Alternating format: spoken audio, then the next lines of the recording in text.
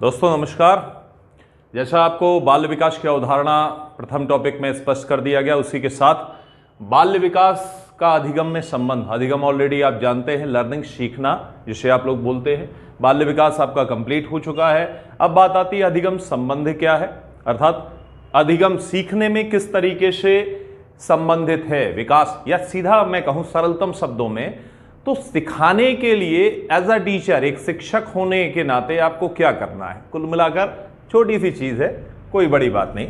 देख लें, बालक का विकास जहां आरंभ होता है तो विकास में कई चीजें होती हैं जिससे विकास प्रभावी होता नजर आता है।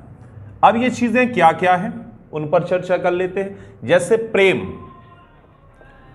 बच्चे को अगर आप अधिगम करा रहे हैं और प्रेम का प्रयोग कर रहे हैं तो बच्चा बहुत तीव्रता से सीखेगा। दूसरी चीज आती है सहानुभूति, सिंपैथी जिसे आप कहते हैं। साथ ही खेल का आप प्रयोग करें, सहगामी क्रियाओं का प्रयोग करें। किनका? सहगामी क्रियाओं का। रुचि के अनुसार करें चीजों को। बच्चे को प्रेरणा दें या प्रेरित करें। साथ ही सामग्री प्रयोग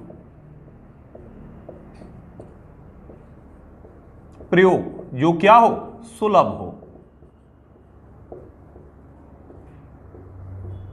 देन हम जब बालक का विकास करने के लिए जाते हैं एज अ टीचर, तो शिक्षक कई चीजों का प्रयोग उन चीजों का करने लगता है जिनसे बालक का विकास प्रभावित हो जाता है या सीखना प्रभाव। अब आपको सीखने को प्रभावी बनाना है या अधिगम को सशक्त करना है। ध्यान दीजिएगा, जब अधिगम आप सशक्त करने जाएं तो loving a child all time, हर समय बच्चे को प्रेम से, आपने पद्धतियां पढ़ी होंगी, कौन सी?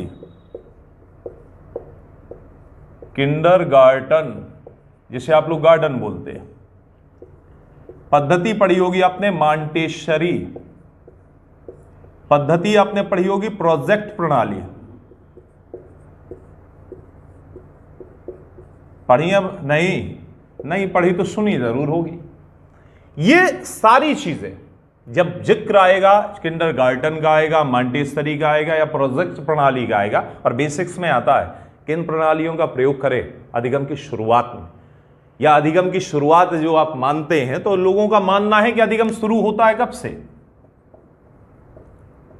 शैशवावस्था से, एज अ स्कूलिंग। आप जानते हैं एलकेजी, यूकेजी, नर्सरी, जानते नहीं जानते? यहीं से बिगनिंग होती है। या सीखना, जिसे आप कहते हैं चीजों को धारण करना, तो धारण करने की स्थितियां, स्मृति के पटल पर अंकन करने की स्थितियां, ये जहां स्पष्ट होने लगती है वो टाइम पीरियड आता है 3 इयर्स, यहां से आपकी कक्षाओं का भी शुरुआत हो जाती है, नर्सरी से। ठीक, यहां से स्मृति पटल में चीजें रखी जा सकती हैं, संरक्षित की जाती है। लेकिन यहां पर कई लोग बच्चे को, माता पिता लें, एज अ टीचर लें, आप लोग कुछ चीजों का प्रयोग करते हैं, जैसे भय, नहीं करना चाहिए, डर, मारपीट करते हैं। आप सोचते हैं बच्चे को डराने से, आंखें दिखाने से, इन सारी चीजों से चीजें बच्चा करने लगता है। गलत है। एज अ टीचर आप भी गलत है अगर इनका प्रयोग करते हैं। देन मीन्स भय, डर, मारपीट, आंखों का दिखाना या किसी प्रतिबिंब से, संकेत से डराना, जैसे छड़ी हुआ, डस्टर हुआ, इन्हें आप दिखाकर, या चौक को भी मारते हैं कई टीचर्स, ध्यान देना, ये गलत है। इन चीजों का प्रयोग अगर किया गया तो बच्चा अधिगम से जुड़ेगा नहीं। क्या होगा जानते हैं? भागेगा। आपने देखा नहीं, बच्चों को इन चीजों से अगर डांट डपट कर आप पढ़ाने की कोशिश, एज अ टीचर भी आप पढ़ाने, या माता पिता भी अक्सर देखा गया ये गलतियां करते, तो कोशिश आपको करनी है कि अगर अधिगम से सिखाना है या जोड़ना है तो इन चीजों से दूर रहना है। एज अ टीचर भी आपको अब दूर रहना है, तो कैसे जोड़ना है उसकी चर्चा कर लेते हैं। पद्धतियां पढ़ी आपने, किंडरगार्टन पढ़ी, मॉन्टेसरी, प्रोजेक्ट प्रणाली, बेनेटिका प्रणाली, ठीक है, डाल्टन योजना, ऐसी बहुत सारी चीजें हैं जिन्हें पद्धतियों में। तो आप क्या करिए, लविंग अ चाइल्ड, बच्चे को प्रेम से, और प्रेम कहते हैं ना, प्रेम आधीन विश्व करी राखा, कहा गया नंद प्रेम के अधीन विश्व है। और फिर एक नन्हे से बालक को अगर इससे आप जोड़ दें, बच्चा खुद ब खुद खेल कूद, बच्चे को ये बताइए, आप खुद जानते हैं क्यों बचपन में खेल पसंद थे, आज भी पसंद है। मोबाइल उठाकर खेलने नहीं लगते पढ़ते पढ़ते, लेकिन अभी मत खेलने लगना, समझ रहे हो। ये क्लास चल रही, क्लास के समय बात कर रहा हूं मैं किसकी, खेल कूद की। बच्चों को खेल पसंद है, और खेल क्या है, खेल मनोरंजन है, और मनोरंजन क्या है, व्यायाम है। ऐसा व्यायाम, इसी खेल को मनोरंजन कहा गया और चित्त की उमंग कहा गया। कि किसकी उमंग, चित्त की, जहां आनंद आए। और आपको बता दें, काम अच्छा कब होता है, डर से, मारपीट से नहीं, आनंद से। बच्चे को आनंद आए, और आनंद की स्थितियां ही है, इन पद्धतियों में बताया यही गया कि बच्चे को खिलाइए। खेलकूद, कविताओं को, सिंग सॉन्ग, प्ले, डांस, इन सारी चीजों का प्रयोग करने की बात की गई। अधिगम से अगर जोड़ना है और बालक को सशक्त रूप से, प्रभावी रूप से अधिगम में संलग्न रखना हो। आपने देखा होगा बच्चे गानों से आधे आधे गाने सीखते हैं, ठीक है। आपने देखा होगा, लिख नहीं पाता, पढ़ नहीं पाता, लेकिन पोयम जब आप खेल खेल में सिखाते हैं तो बच्चा हरकतें करता है। हरा हरा तोता पेड़ में है सोता, मीठे मीठे फल खाता, बड़े मजे से उड़ जाता। याद आया, टिंकल टिंकल लिटिल स्टार, याद आया नहीं आया। बच्चे को खेल खेल में इन चीजों को टीचर सिखा देता है। सहगामी क्रियाएं, सहगामी क्रियाओं का मतलब क्या है, ड्रामा है, क्या है आपका, यह साथ में चीजों को करना है। बच्चे को खिलौने बनाना बताना, खेल खेल में चीजें। आपने पकेट देखा होगा, उसे हाथ में पहन लेता है टीचर, एक्शन करता है। आजकल टीचरों को प्राइमरी सेगमेंट में सिखाया जाता है, क्या करिए, एक्टिंग करिए, अभिनय करिए। और उन अभिनय से बच्चा चीजों को क्या करता है, समझता है, और उन क्रियाओं में शामिल सहगामी, जहां आप पहुंचाना चाहते हो वहां पहुंचता है। क्या करते हुए। और क्या, जीन प्याजे का एक थ्योरी आती है, आप पढ़ते हैं, अक्सर पूछ दिया जाता है, कार्य क्रिया अर्जन किसका सिद्धांत है। सुना या नहीं सुना, कौन सा, कार्य क्रिया अर्जन। कार्य क्रिया अर्जन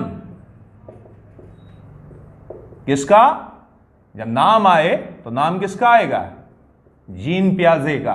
किसका, संज्ञानात्मक विकास में पढ़ते हैं आप, किसे, जीन प्याजे को। कार्य क्रिया, कार्य को क्रिया के रूप में आप कराएंगे या बच्चा करेगा, अर्जन, स्वतः अर्जन कर लेगा। क्या कर लेगा, देन मीन्स अधिगम कर लेगा, सीख लेगा। रुचि, रुचि को कहा गया, रुचि है क्या, इंटरेस्ट जिसे आप लोग बोलते हैं, रुचि है क्या। जब बात यह आती है तो आपने सुना होगा, बच्चे को कहते हैं बच्चा इसलिए नहीं सीख पाता क्योंकि उसका इंटरेस्ट पढ़ाई में नहीं। एक्चुअल में बताऊं मैं, बच्चे का इंटरेस्ट पढ़ाई में नहीं तो खाने पीने में है, रंगों में है, चित्रों में है, यस या नो। तो बच्चे का जो इंटरेस्ट है उसके साथ चीजों को मिला दी। इसलिए देखिए आजकल आप देखते हो, आ से अनार का चित्र बना होता है, यस या नो। बड़ा से आम का, आम के ग्राफिक्स बने होते हैं, ठीक। आप बढ़ाते ए फॉर एप्पल, एप्पल का ग्राफिक्स बच्चा देखकर, विजुअल उन चीजों को देखकर वो कहता है पापा लाए थे मैंने खाया है। दैट मीन्स खाने की पीने की चीजों से जोड़िए किसे, इंटरेस्ट को, रुचि। और रुचि को ही कहते हैं, आपको एक चीज बता दें, एक चीज और आती है, अक्सर पूछ दिया जाता है, रुचि का दूसरा पहलू क्या है एग्जामिनेशन क्वेश्चन से।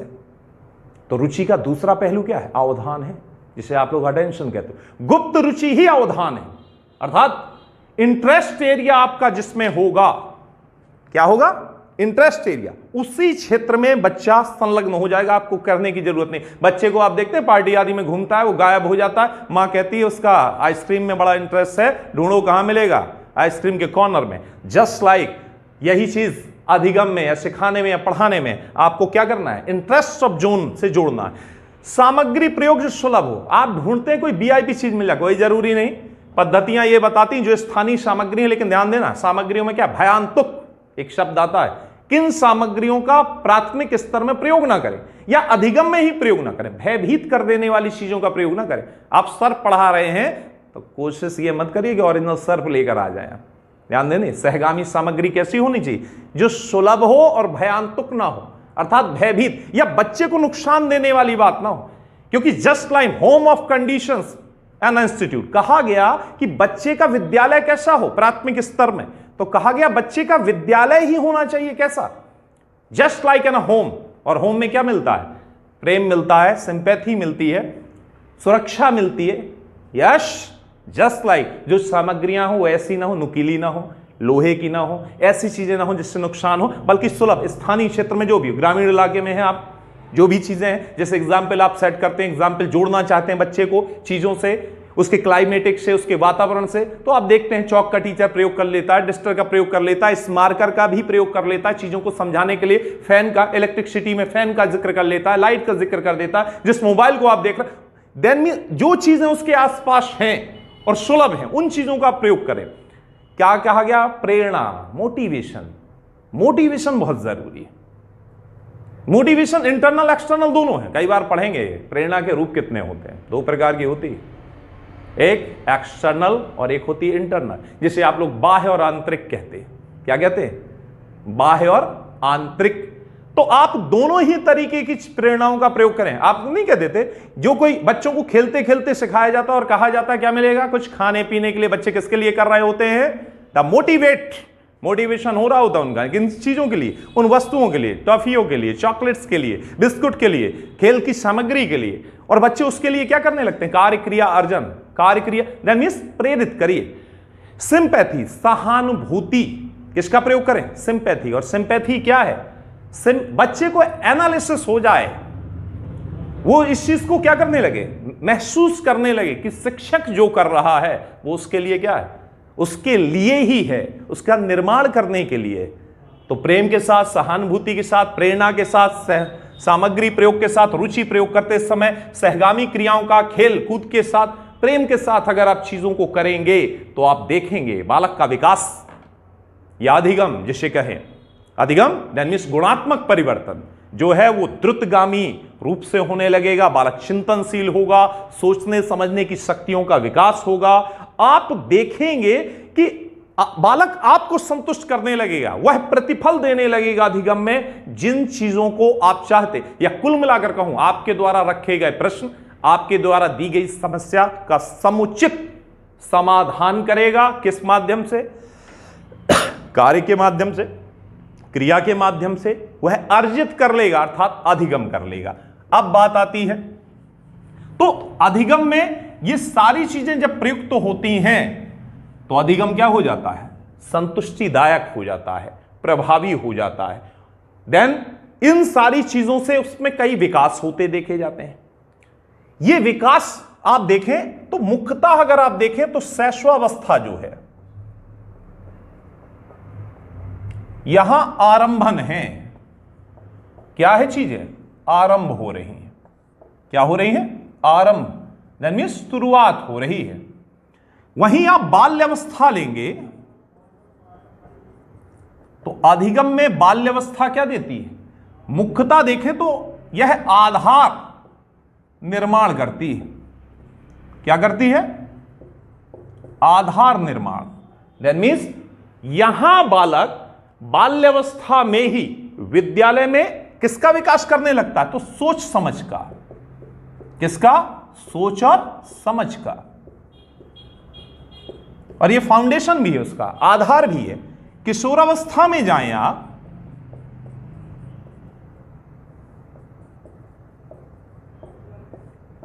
तो यहां चिंतन क्या हो जाता है, चिंतन प्रभावी।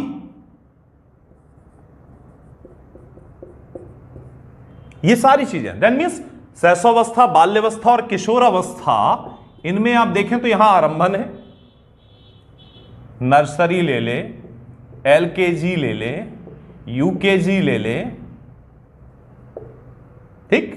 यहां पर आप देखें तो बाल्यावस्था तो आप ऑलरेडी जानते हैं, ठीक है, 6 वर्ष, दैट मींस कक्षा 1, 2, 3 ये क्लासेस आपकी। यहां पर आप देखेंगे तो ये सारी चीजें हो रही, आधार बन रहा है। किशोरावस्था, यहां चीजें व्यापक हो रही हैं, दैट मींस चिंतन कैसा हो रहा, खोजपूर्ण, कैसा, खोजपूर्ण। दैट मींस बच्चा चीजें क्या कर रहा है, खोज रहा है, चिंतन कर रहा है। दैट मींस लेकिन इन सारी चीजों को सही तरीके से अगर देखें या प्रभावी देखें तो प्रभावी रूप से जहां आप इस चीज को प्रभावी बनाना चाहें तो प्रभावी कैसे होगी, क्यों बच्चे दूर हो रहे हैं, टीचर क्या कमी कर रहा है, वाई स्किल में, तब बात आती है कि खेल पर, प्रेरणा पर, सहानुभूति पर,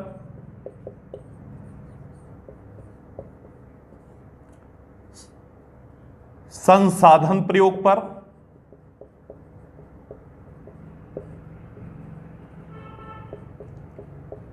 इन चीजों पर शिक्षक को क्या देना चाहिए, ध्यान देना चाहिए। देन इन चीजों का आप प्रयोग करेंगे तो आप देखेंगे विकास में बालक से जो आप प्राप्त करना चाहते हैं, अर्थात बच्चा आपको क्या कर देगा, संज्ञान, जिस ज्ञान को आप देना चाहते हैं, जहां बच्चे को पहुंचाना चाहते हैं, सामान्य स्तर पर जिस ज्ञान को प्रदान कर देना चाहते हैं, बालक वहां पर निर्मित होता हुआ, निर्माण करता हुआ होगा। इसमें आपको क्या करना है, तो क्रियाओं को, आपने एक नाम सुना होगा बेसिक शिक्षा प्रणाली या बुनियादी शिक्षा प्रणाली, जिस पर गांधी जी ने आपके जोर दिया। किसने, तो उन्होंने कहा कि क्रिया, और यह क्रिया किस पर आधारित की, उन्होंने हस्तशिल्प पर। किस पर, और यह हस्तशिल्प है क्या, जो जीन पियाजे कहते हैं कार्य क्रिया अर्जन, क्रियाओं के रूप में ज्ञान को देना, जिससे बालक कलात्मक होता है। बालक को जहां ज्ञान में आनंद आने लगे, जहां अनुभूति उत्तम होने लगे, जहां प्रेम का परिदृश्य शामिल हो जाए, जहां बच्चे के खेलकूद की व्यवस्था हो, बच्चे को लगातार तैयार किया जाए बाह्य और आंतरिक रूप से, जहां संसाधन प्रयोग की स्थिति हो, अर्थात क्रियात्मक हस्तशिल्प आदि की व्यवस्था हो, तो चाहे मांटेसरी पद्धति हो, बेसिक शिक्षा प्रणाली हो, बुनियादी शिक्षा प्रणाली हो, प्रोजेक्ट प्रणाली हो, डाल्टन प्रणाली हो, इन सारी प्रणालियों में आप देखेंगे, इन प्रणालियों ने जिक्र भी किया कि ये सारी चीजें अगर बच्चे को प्राप्त हों तो अधिगम, जिससे बच्चा भागता है, डरता है सीखने से, उस सीखने में बच्चा संलग्न होता हुआ नजर आता है। तो अधिगम को प्रभावी करने के लिए इन चीजों की क्या है जरूरत, एज अ टीचर आप इन्हीं का, हां निषेध बताया गया। निषेध किन चीजों का, अगर अधिगम से आप बच्चे को जोड़ना चाहते हैं तो कुछ चीजों का निषेध है जिन्हें प्रयोग ना करें। तो बात आती है अधिगम से जोड़ने के लिए निषेध क्या है, किसकी बात, निषेध की। मना किया गया टीचर से, क्या, तो आपने देखा होगा डांट, डपट,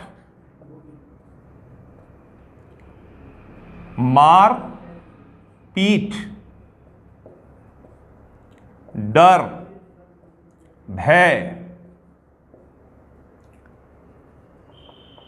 आंखों का दिखाना,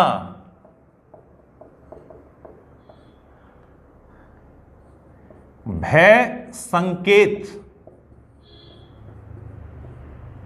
जैसे हाथ दिखाना,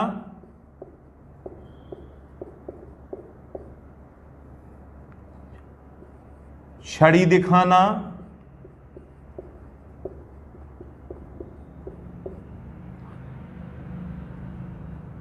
या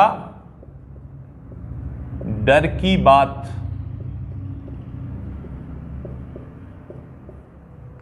इन चीजों का बिल्कुल निषेध किया गया। क्या करने के लिए, अधिगम से अगर आप बच्चे को जोड़ना चाहते हैं, उसका विकास चाहते हैं, तो बच्चे को इन चीजों से क्या रखें, दूर रखें, यह जरूरी है। कुल मिलाकर अगर देखें तो विकास में बालक की कुछ चीजें प्रभावित उसे करती हैं, उन पर भी चर्चा कर लेते हैं। ये तो अधिगम। अब कुछ चीजें, हर बालक अलग अलग है, बालक की परवरिश अलग अलग है, तो बालक को कई चीजें प्रभावित करती, तो कई बार आ जाता है कि वो चीजें कौन सी जो बाल विकास को प्रभावित करती हैं। बाल विकास को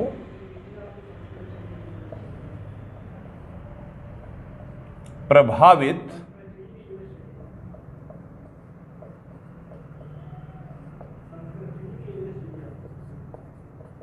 करने वाले कारक,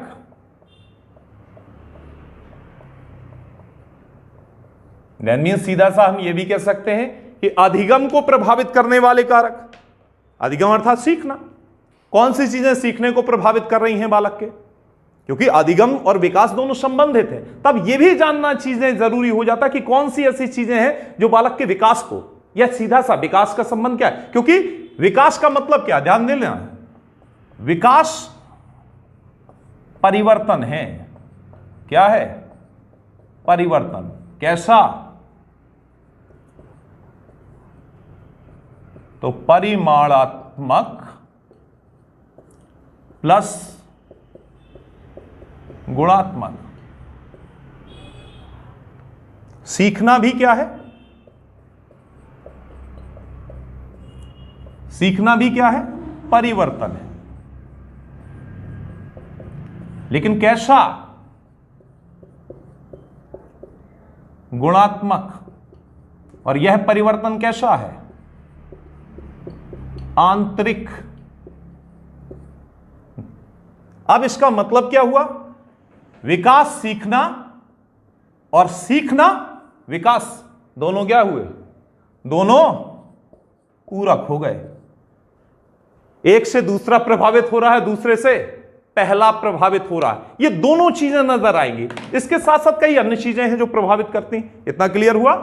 अब चलते हैं। और वो सिर्फ विकास बस को नहीं प्रभावित कर रही, ध्यान देना, वो सीखने अधिगम को भी प्रभावित कर रहे हैं। कई बार प्रश्न आ जाता है विकास को प्रभावित करने वाले कारक बताइए, कई जगह आ जाता है अधिगम अर्थात सीखने को, और आप दुविधा में आ जाते हैं, हमने विकास पढ़ा, हमने अधिगम नहीं पढ़ा। और विकास और अधिगम दोनों क्या कर रहे हैं? दोनों परिवर्तन कर रहे हैं। और विकास में क्या है? गुणात्मक परिमाणात्मक दोनों का योग है। और मुख्यतः आप पढ़ चुके हैं पहले ही ग्रोथ एंड डेवलपमेंट में कि मुख्यतः डेवलपमेंट क्या है, किस तरीके का परिवर्तन। तो बाह्य परिवर्तन आपने पढ़ा ग्रोथ के अंतर्गत अर्थात वृद्धि के अंतर्गत, और आंतरिक और व्यापक परिवर्तन आपने पढ़ा किसके अंतर्गत? विकास के अंतर्गत। और कुल मिलाकर, क्योंकि सीखना किस तरीके का परिवर्तन कर रहा है, तो सीखना आंतरिक परिवर्तन कर रहा है। कुल मिलाकर अगर देखें तो विकास में परिवर्तन निहित है। और यह परिवर्तन आता कैसे है? तो अधिगम के साथ यह परिवर्तन देखा जाता है। जितनी मात्रा दर इसकी बढ़ती जाती है, व्यवहारात्मक परिवर्तन उतने व्यापक आप में होते नजर आ जाते। इसके साथ कई चीजें और जो विकास और अधिगम दोनों को प्रभावित करती हैं, उसमें पहली चीज है वंशानुक्रम। वंशानुक्रम आप जानते ही हैं, जिसके माता पिता मेधावी होते हैं। आपने क्रिश फिल्म देखी होगी, यस, फिल्मों को तो आप बड़े अच्छे से देखते हैं, सही है ना? देखा आपने जीनियस? एक और फिल्म आई थी बाहुबली, याद है? याद होगी। इस चीज को कैसे आप भूल सकते हो? आपने यह भी देखा होगा कई फिल्मों में गद्दारों के जो डॉन वगैरह होते हैं ना, ये आपकी भाषा के लिए समझा रहा हूं, बहुत जल्दी समझ में आएगा, ठीक है? टेक्निकल भाषा नहीं आपको समझ में आती, सीधी सीधी आती।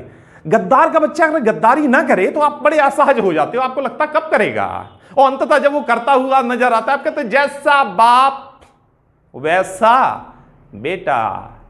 देन समान से एक सिद्धांत पढ़ोगे आप विकास के सिद्धांतों में, समान प्रतिमान का सिद्धांत। कौन सा सिद्धांत? समान प्रतिमान का सिद्धांत।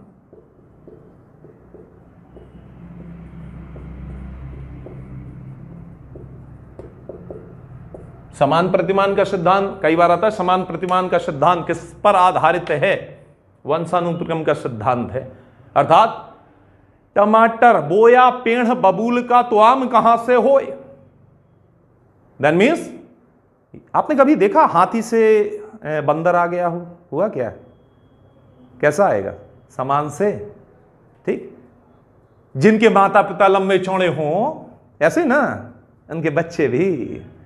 इसीलिए आप देखते नहीं हो विवाह शादी आदि में आदमी क्या देखता है? कम से कम अगर हम करावें तो सामने वाला, क्यों, उसका मतलब जानते हैं। तो यहां पर टमाटर से टमाटर आता है, बैगन से बैगन आता है, भालू से भालू आता है, आलू से आलू आता है। समझ में आया?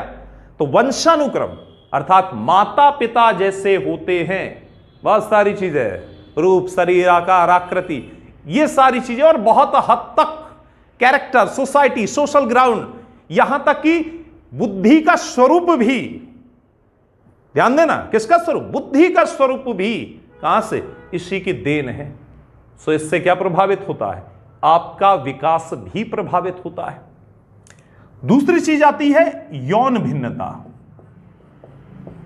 आपने देखा होगा बालिकाएं और बालक दोनों का सोच का दायरा, शारीरिक स्थितियां, जैसे आपने देखा होगा बालिकाएं और बालक में बोलता कौन अच्छा है? पहले एक प्रश्न आ जाता है, वोकल, स्वर, ध्वनि, हिंदी वगैरह पढ़ते हो ना, उसमें आता है कि वाणी के सदृश में उपयुक्त कौन होता है, या शीघ्रगामी अभिवचन या कथन सुस्पष्ट किसके होते? पढ़ा या नहीं पढ़ा? आता है, पेडागॉजी आप जब पढ़ेंगे उसमें पूछा जाता है। और ये भी देखिए, क्योंकि विकास में सारी गुणात्मक रूप कहां से, तो कौवा और कोयल दोनों काली हैं, समझना बात को, लेकिन बोलते ही पता चल जाता है कि ये काक है और ये कोयल है। देखने से नहीं, रूप से नहीं समझ में आ रहा। किससे आ रहा है? वाणी से, अर्थात मानसिक और बौद्धिक स्तर से। जब व्यक्ति आपके अभिवचन कथन कहता है तो उससे उसका संसर्ग, उसकी मेंटल योग्यता, मानसिक क्षमताएं, इन सारी चीजों का संज्ञान प्राप्त होता है आपको।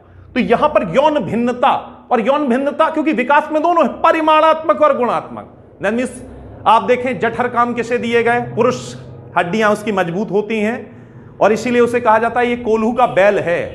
समझ में आया? बुरा लग रहा होगा, कोल्हू का बैल। दैट मींस वजनदार चीजें, श्रमसाध्य चीजें, शारीरिक संदर्भ, संरचनात्मक रूप से आपका जठर है, इसलिए शारीरिक दृढ़ता, सुदृढ़ता, हृदय में कठोरता, भावों में कठोरता, साहसी कार्यों का संलग्न श्रमसाध्य कार्य, ध्यान देना, विकास के संदर्भ में कहीं ज्यादा उत्तम होते हैं बालिका से। किसमें? बालक में। दैट मींस इन क्षेत्रों में बालक, और एक चीज और, विस्तार के साथ आयाम और बौद्धिक स्वरूप भी। कई बार प्रश्न आता है, बुद्धि के स्तर में पुरुष और महिला में सर्वश्रेष्ठ योग्यता किसके पास होती? पुरुष के पास या महिला के पास? उठता नहीं उठता? एक प्रश्न आया यूपी टेट में कि समकक्षीय योग्यताएं, समान वातावरण संदर्भ के बाद भी उच्च मानसिक तार्किक चिंतनशील योग्यता किसके पास प्राप्त होगी? अब आप बताइए किसके पास होगी? गैसिंग करिए। इसीलिए कह रहा हूं चैनल से दूर मत हटिएगा, हटे बहुत बड़ी दिक्कतें आने वाली हैं। ज्यादा से ज्यादा सब्सक्राइब करते चलिएगा और मित्रों को भी बताइएगा। तो यौन भिन्नता में ये सारी चीजें, बौद्धिक चिंतन, साहसी, श्रमसाध्य कार्य, उच्चतम निर्णय लेना, उत्तम साहस की स्थितियां अगर कहीं नजर आएंगी विकास के स्वरूप में, तो कहां? बालक के पास। किसके पास? अब बात आई ये बालक की, जहां मैंने कहा था ध्वनि में, वो बोली में, एक कुछ ही समय में, आपको बता दें कई बार आता है सुराहीदार गर्दन, नाम सुना या नहीं सुना? निर्बाध वायु, या कहा जाता है चार औरतें एक कमरे में खामोश अगर हो जाएं तो क्या हो जाए? अजूबा हो जाए। देखो मैं वो उदाहरण दे रहा हूं जो आपको जनमानस में प्रचलित हैं और जो सीधे आपके मुराल में छा जाएंगे। तो आप देखते हैं कि चार महिलाएं शांत बैठ सकती हैं। आप लंबी यात्राएं कर लेते हो, दो महिलाएं अगर आपस में बस में बैठी हो तो आप देखते हो पूरे घर की इबारत, सास की, ससुर की, yes yes yes yes no, मैं सारी चीजें खोलना नहीं चाहता, कई बालिकाएं ये ना सोचने लग जाएं कि सर ये क्या कर रहे हैं, सर ये नहीं कर, ये आपको मैंने बताया this subject psychology and a part child development and a सोइजी and a practical in life, आपके प्रायोगिक रूप में जीवन का दर्शन बता रहा हूं। शांत नहीं बैठती और उसका कारण है तो स्वर के क्षेत्र में, बोलने के क्षेत्र में, कला में, रुचि में, पेंटिंग में, कढ़ाई, बुनाई, सिलाई, यही तो पूछा जाता है। लोग नहीं पूछते शादी में कढ़ाई कर लेती हो, अगर वो लड़के से कहते हैं आप कर लेते हो, जवाब ये होगा बालिका ऑलरेडी ये योग्यताएं उसके अंदर विकसित हैं। और विकसित क्यों है? क्योंकि इसका कारण क्या है? कारण खोजने में आए तो कारण मिलेगा आपको यौन भिन्नता। साथ ही आता है ये दो चीजों के साथ अन्य चीजें भी जो प्रभावित करते हैं, उसमें आता है कि बालक के विकास को सबसे बड़ी चीज कौन सी है जो प्रभावित करती? कई बार आता है बिगेस्ट एंड कॉजेस। आप लोग कहते हैं ना freedom is my birth right, स्वतंत्रता मेरा जन्म सिद्ध अधिकार है, बोलते हैं ना। क्या आप स्वतंत्र हैं? All then and capture an environment zone, पूरे तरीके से आपको गुलाम बना रखा है। किसने? बालक के विकास का सबसे प्रभावी कारक कौन, या विकास का ही सबसे बड़ा प्रभावी कारक कौन? वातावरण। और यह इतना प्रभावी है कि आपको उदाहरण बता दूं, जापानी लोग याद कर लेना हमेशा के लिए, जापानी लोग कद में कैसे होते हैं? क्यों? अरुणाचल प्रदेश के लोग देखे तिब्बत के लोग देखे, मंगोलियन देखे, चाइनीज तो देखे होंगे, आजकल खूब सुन रहे हो चाइना चाइना का जिक्र, कद में कैसे।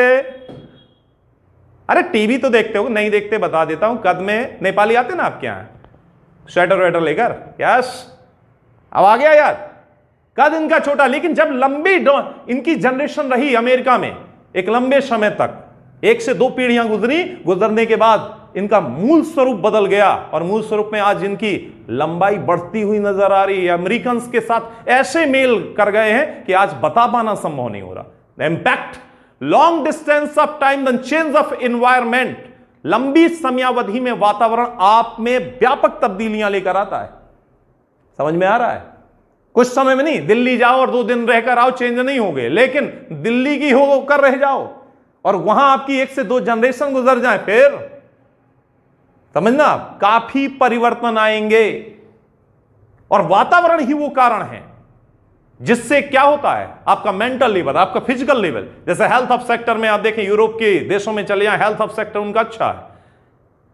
आप चले जाएं राजस्थान में, कृष्ण दशा हो जाती है लोगों की, ठीक है। ठंडे क्षेत्रों के लोग का स्वभाव अगर आप देखें, और उत्तम जलवायु दशा है लोगों का स्वभाव आप देखें, गर्मी में लोगों की चिड़चिड़न व्यवहार देखिए आप, ग्रीष्म के समय में, गर्मी के समय में जो व्यवहार होता है वो हिंसक हो जाता है, हिंसा बढ़ जाती है, चोर उपद्रव, ये सारी चीजें। दैट मींस एनवायरनमेंट क्या कर रहा है, आपकी मानसिक कार्यगतियों तक को प्रभावित कर रहा है। दैट मींस वातावरण लंबी समयावधि में आपके शारीरिक विकास के साथ मानसिक विकास को व्यापक रूप से क्या करता है, प्रभावित करता है।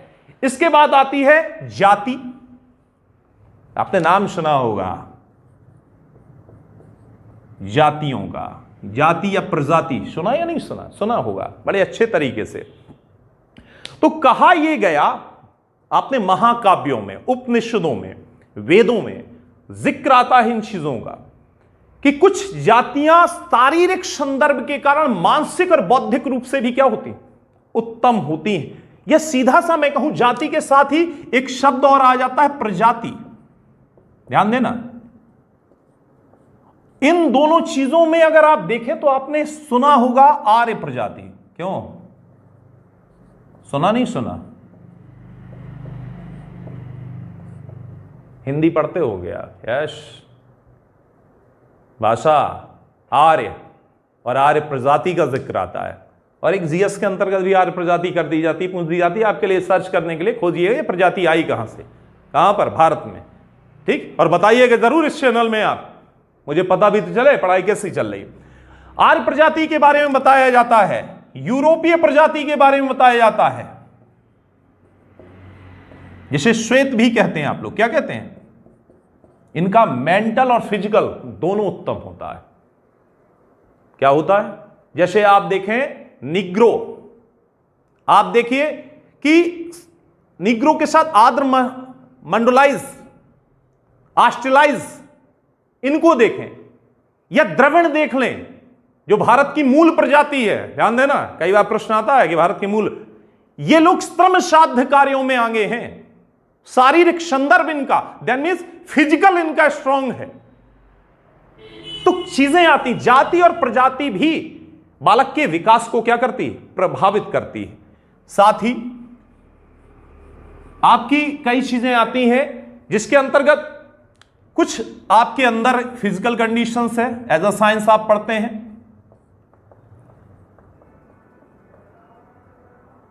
अंतःस्रावी ग्रंथियां,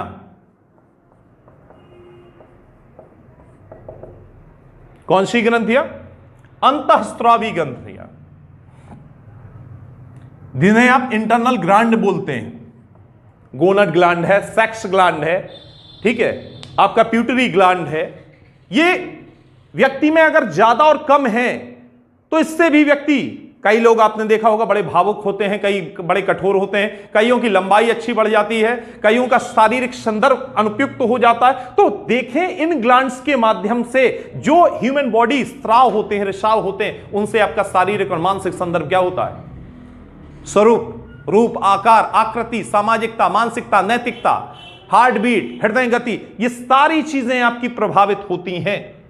किसके कारण? इन ग्लैंड्स के कारण। तो ये भी आपको प्रभावित करते हैं। साथ ही आपको प्रभावित ये तो करते ही करते हैं, साथ ही रोग, कई बार कई बीमारियां ऐसी हो जाती हैं जो आपके फिजिकल और मेंटल को क्या कर जाते हैं, प्रभावित कर देते हैं। दैट मीन्स विकास पर गहरा प्रभाव पड़ता है बीमारियों का। अगर प्राथमिक स्तर में ये बीमारियां हो जाए तो शारीरिक संदर्भ के साथ मानसिक स्थितियों को, इसीलिए टीकाकरण आदि की प्रोग्राम को चलाया गया ताकि बालक स्वस्थ रहे, ये बीमारियां जो बड़ी खतरनाक बीमारियां उनसे बच सके। और अगर देखिए कोई पोलियो का ही शिकार हो जाए, ठीक है, या आप देखें कि किसी भी बालक को कोई असाध्य बीमारी हो जाए, ठीक है, टीबी है, कैंसर है, हेपेटाइटिस बी है, एड्स है, कई ऐसी चीजें हैं, ठीक है, तो आप देखेंगे इसके अलावा प्राथमिक स्तर में भी बालक में कई ऐसी अन्य बीमारियां भी आती हैं। अगर इनसे आप ग्रसित हो जाते हैं तो अक्षम होंगे, शारीरिक स्थितियां अनुपयुक्त होंगी, और जब शारीरिक स्थितियां अनुपयुक्त होंगी तो उनका प्रभाव आपकी मानसिकता पर भी और मानसिक, और जब परिमाणात्मक के साथ गुणात्मक परिवर्तन हो, और किसके कारण हो रही है, रोग के कारण, आपका विकास क्या हो रहा है, प्रभावित हो रहा है। साथ ही पोषण, नाम सुना होगा आपने, बेटर ऑन डाइट। अगर डाइट अच्छी है आपकी, भोजन अच्छा है आपका, संतुलित है, ठीक, इसीलिए कहते हैं पढ़ाई के समय रिच फाइबर्स फ्रूट्स खाइए, ठीक है, जो आपके सूखे मेवे आते हैं इन्हें खाइए। पोषण आहार में जो आपकी बॉडी, फिजिकल बॉडी के लिए जरूरी है, आयु उम्र अवस्था के अनुसार जो जरूरी है आपके शारीरिक विकास के लिए, उन चीजों को आप लीजिए। और अगर ये पोषण आहार उपयुक्त नहीं होता तो शरीर के साथ साथ कई बीमारियां लग जाती हैं, बीमारियों के साथ साथ आपकी मानसिकता का भी क्या होता है, क्षय होता है।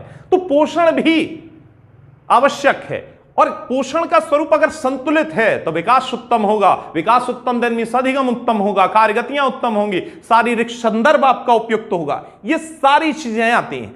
अब बात आती है कि अधिगम में ये सारी चीजें या विकास को ये सारी चीजें प्रभावित करती हैं।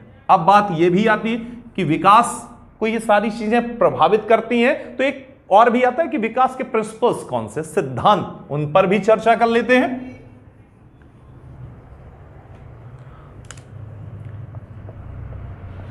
बाल विकास सिद्धांत।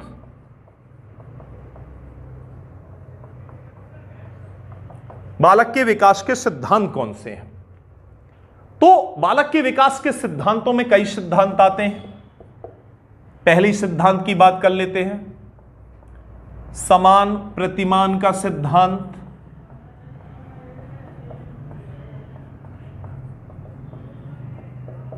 समान प्रतिमान का सिद्धांत वंशानुक्रम का सिद्धांत है जो यह बताता है कि समान से समान आता है। दैट मीन्स आम से आम आएगा, कछुए से कछुआ आएगा, हाथी से हाथी आएगा, जैसे माता पिता होंगे उन्हीं के स्वरूप में बालक का विकास होगा। दूसरा आता है निरंतर विकास का सिद्धांत।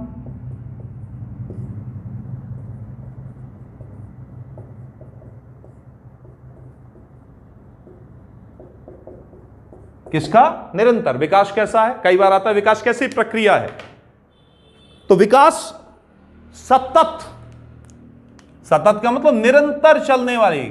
ऑलरेडी पहले बात हो चुकी है, कब से?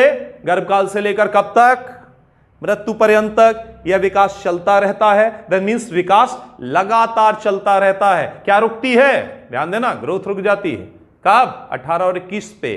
भारतीय संदर्भ में, वैश्विक स्थिति की बात नहीं कर रहे, लेकिन उसके बाद भी कौन से परिवर्तन होते रहते हैं? गुणात्मक परिवर्तन होते रहते हैं। कब तक? याद कर लीजिएगा, किसे? अभिमन्यु को और भीष्म पितामह को। और इससे आपको स्पष्ट हो जाएगा कि गर्भकाल से आरंभ होकर मृत्यु पर्यंत चलने वाली सतत निरंतर प्रक्रिया को हम क्या कहते हैं? तो विकास के सिद्धांतों में ही आता है कि कौन सा? निरंतर विकास का सिद्धांत। विकास के सिद्धांतों में ही आता है विकास का दिक्षीय सिद्धांत। विकास का दिशीय सिद्धांत।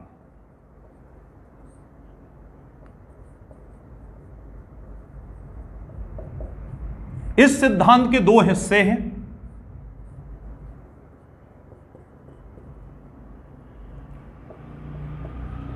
मस्तोधमुखी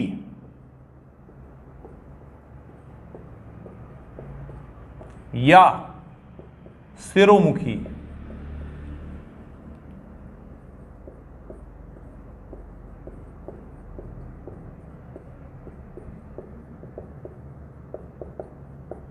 इसी का दूसरा है सिद्धांत का नाम निकट से दूर का सिद्धांत।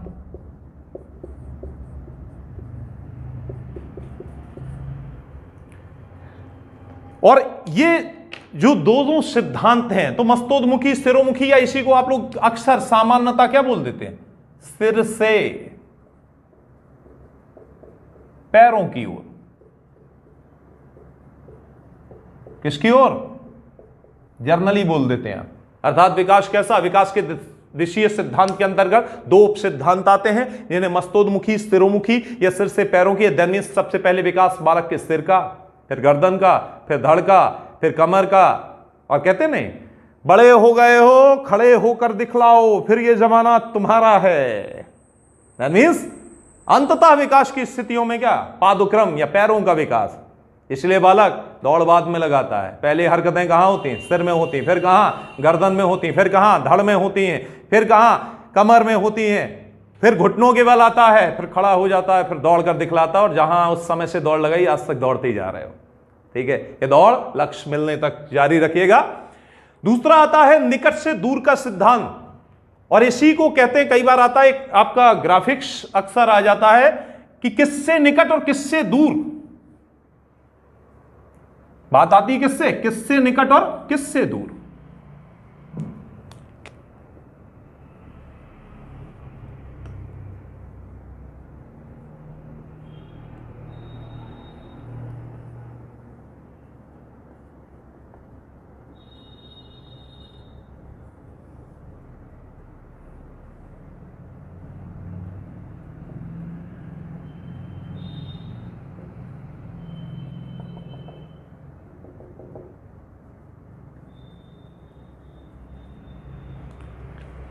आप देखेंगे कि आपका मुख्य मस्तिष्क है, यह आपका लघु मस्तिष्क है।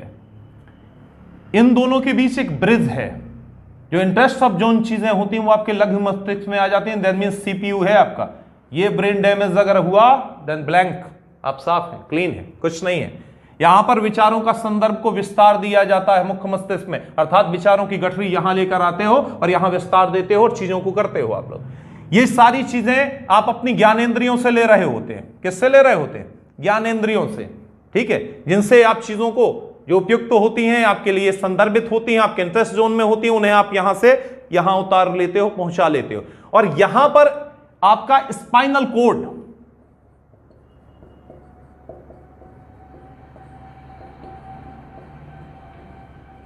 या जिसे आप लोग हिंदी में अक्सर नाम क्या दे देते हैं? सुषुम्ना नाड़ी।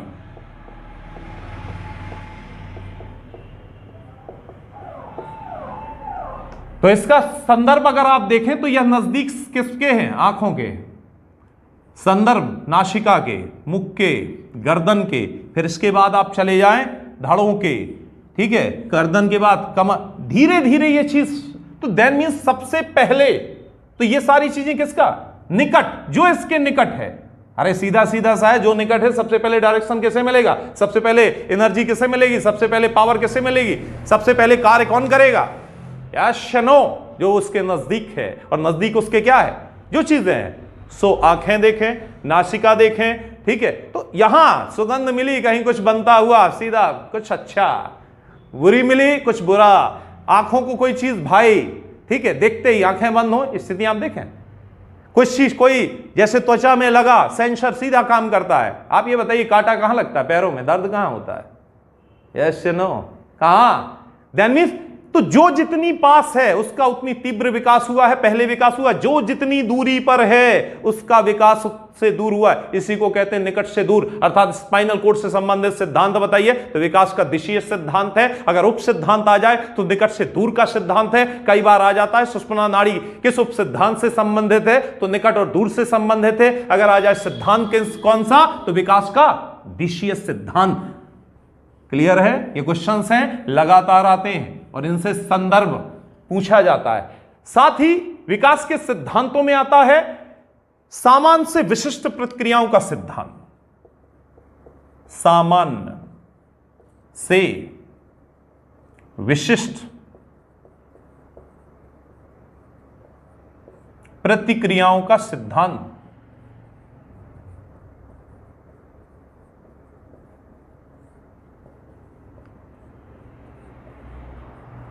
सामान्य से विशिष्ट प्रतिक्रियाओं का सिद्धांत।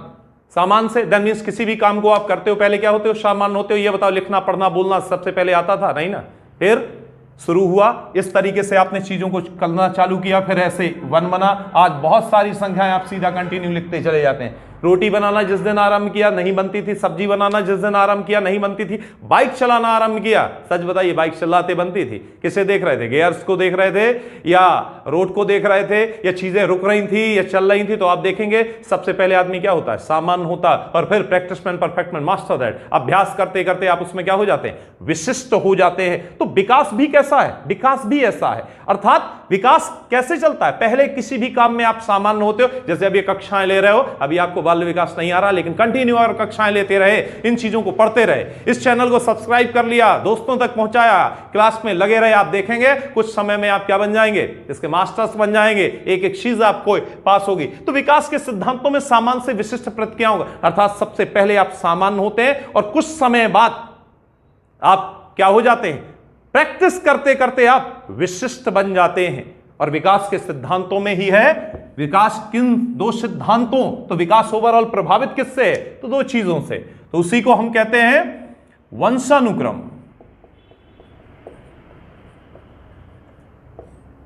और वातावरण की अंतःक्रिया का सिद्धांत।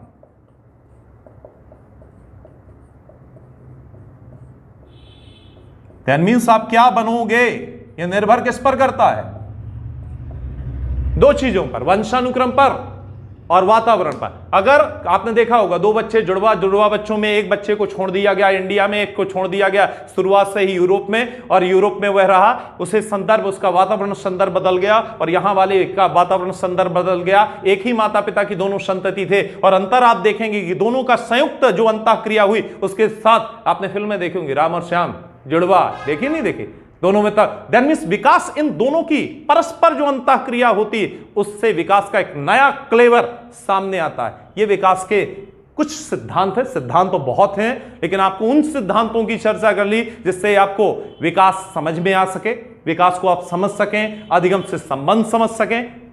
आज की क्लास आपकी यही रही। आगे बढ़ते हैं नेक्स्ट टॉपिक के साथ।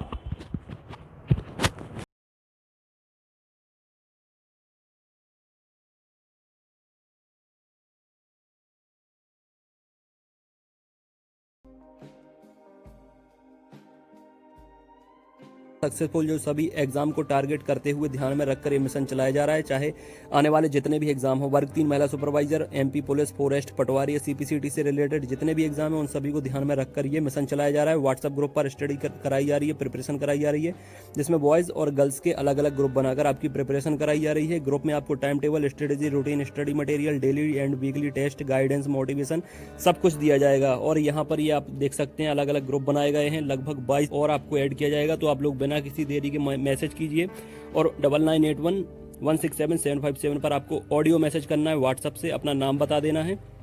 मैं आपको उसी एग्जाम से रिलेटेड ग्रुप में ऐड कर दूंगा। महिलाओं के अलग ग्रुप हैं, पुरुषों के अलग ग्रुप हैं, आप देख सकते हैं, ठीक है। और इसके साथ साथ strategy, routine, syllabus, complete plan आपकी स्टडी के लिए, ताकि आप लोग बेस्ट रैंक हासिल कर सको यहाँ पर, ठीक है। आपकी तैयारी के साथ ही आपको पता लग जाता है कि आप अब अच्छी मेरिट हासिल करने वाले हो, क्योंकि यहाँ पर आपको टाइम टेबल दिया जाता है। हर एग्जाम का अलग टाइम टेबल होता है जो 7 दिन में बदलता रहता है। जुड़ने से आपको फायदा क्या मिलेगा, time table, strategy, routine, study material, daily weekly test, guidance, motivation सब आपको मिलता रहेगा। जुड़ने के लिए आपको 99811677 और 757 ये व्हाट्सअप नंबर है, इस पर आपको ऑडियो से नाम बता देना है अपना, और किस एग्जाम के लिए आपको जुड़ना है वो भी मुझे बता देंगे, तो मैं आपको जोड़ लूंगा। सभी एग्जाम की प्रिपरेशन कराई जाती है, सभी एग्जाम की ऑनलाइन ऑफलाइन टेस्ट सीरीज मिलती है, नोट्स मिलते हैं तो आप ले सकते हैं। ये सारा कुछ आप देख सकते हैं। कम से कम 1000 से ज़्यादा स्टूडेंट वर्ग 3 की प्रिपरेशन लगातार कर रहे हैं, जिनने नोट्स मंगाए हैं। 5000 से ज़्यादा स्टूडेंट मेल और फीमेल ग्रुप में जुड़े हैं। खासकर एमपीटीईटी के लिए टाइम टेबल दिया गया है उन्हें, और एमपीटीईटी के लिए जो स्पेशल नोट्स बनाए गए हैं, पीईबी जो सिलेबस है उसके हिसाब से उसको लेकर पढ़ना आप जरूर शुरू करें, क्योंकि उससे पीईबी सिलेबस पूरा कंप्लीट कवर किया गया है। मार्केट में ऐसी कोई बुक नहीं है जो सिलेबस को कवर करे। और इतना बेहतरीन स्टडी मटेरियल आपको दिया जाए जिसमें शानदार पेडागोजी भी दी गई है जो 15 नंबर की आने वाली है, और बाकी आपका जो 15 नंबर का अलग पार्ट है वो भी इसमें अच्छे से कवर आपका हो जाएगा। नोट्स लेने के लिए आप इंदौर में आ सकते हैं, हैंड टू हैंड भी ले सकते हैं, छतरपुर में भी ले सकते हैं। हैंड टू हैंड आपको कम कीमत में वो तुरंत मिल जाएंगे, बाकी आप अपने घर पे भी मंगा सकते हैं स्पीड पोस्ट से। उसके लिए भी मुझे 9981167757 पर मैसेज कर दें। छतरपुर का जो ऑफिस है वो छत्रसाल बुंदेलखंड यूनिवर्सिटी के सामने है। इस तरह के जो नोट्स बनाए गए हैं सारा कुछ स्पेशल फैकल्टी के द्वारा, कोशिश यही की जाएगी कि आपके 125 प्लस अंक आए, चाहे आप किसी भी कैटेगरी से बिलोंग करते हो। 125 प्लस अंक अगर आपके आ गए तो सिलेक्शन आपका वर्ग 3 में होने से कोई रोक नहीं सकता। ठीक है फ्रेंड, अब इसके साथ साथ ऑनलाइन टेस्ट सीरीज जिसकी प्रिपरेशन उन्हें लगता है कि हो गई है वो ऑनलाइन टेस्ट सीरीज भी लगा सकते हैं। ऑनलाइन टेस्ट सीरीज भी मैं आपको प्रोवाइड कर दूंगा। 30 ऑनलाइन टेस्ट मिल जाएंगे, 20 आपको PDF मिल जाएंगी। ये ऑफिस है हमारे छतरपुर का। यहाँ पर ये आपका चैनल है। प्यार देने के लिए, सपोर्ट देने के लिए बहुत बहुत शुक्रिया आपका। चैनल को सब्सक्राइब कर सकते हैं, जुड़ सकते हैं जितने भी नए मेंबर हैं, और पुराने मेंबर को परिवार का हिस्सा बनने के लिए शुक्रिया फ्रेंड्स। अपनी सेहत का ख्याल रखें, कोरोना से बच कर रहें। God bless you, all the best and take care.